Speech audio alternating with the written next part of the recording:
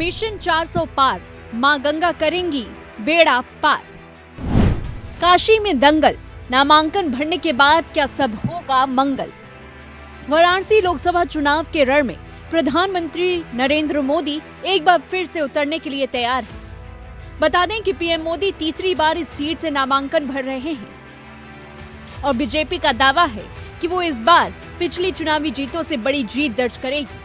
इससे पहले वाराणसी में पीएम मोदी ने सोमवार को करीब 5 किमी लंबा रोड शो किया और फिर बाबा विश्वनाथ के मंदिर में विशेष पूजा अर्चना भी की। 2014 और 2019 में भी पीएम मोदी वाराणसी से चुनावी मैदान में थे और दोनों ही बार पीएम मोदी ने न सिर्फ वाराणसी में जीत दर्ज की बल्कि प्रधानमंत्री के रूप में देश की बागडोर भी संभाली। कहा जाता है कि सियासी दावों और रणनीतियों के पीछे क्षेत्र के कई समीकरण और उनके नंबर मुख्य वजह और बुनियाद होते हैं। पीएम मोदी के नामांकन के इत्र समझने की कोशिश करते हैं कि आखिर वाराणसी का सियासी गेम क्या कहता है, किसकी जनसंख्या ज्यादा है और कौन सा फैक्टर चुनावी नतीजे तय करने में अहम भूमिका निभाता है। वाराणसी लोकसभा सीट 5 विधानसभा सीटों को मिलकर बनी है। वाराणसी दक्षिण शहर, वाराणसी उत्तर, वाराणसी कैंट, रोहनिया और सेवापुरी। बता दें कि 2009 के बाद से इस सीट पर लगातार बीजेपी उम्मीदवार की जीत होती आई है और अब ये बीजेपी का गढ़ भी बन गई है। वाराणसी के कुल मतदाताओं की अगर बात करते हैं तो इस सीट पर कुल 19.62 लाख मतदाता हैं जो प्रधानमंत्री मोदी के भविष्य का फैसला करेंगे। बताते चले कि 19,62,948 मतदाताओं में 10,65,485 पुरुष और 8,57,328 महिलाएं हैं। वाराणसी में 135 थर्ड जेंडर मतदाता हैं। 52,174 मतदाता पहली बार अपने मताधिकार का इस्तेमाल करेंगे। तो वहीं वाराणसी लोकसभा सीट पर कुल आबादी की अगर बात करें तो 75% शेयर हिंदू आबादी का है।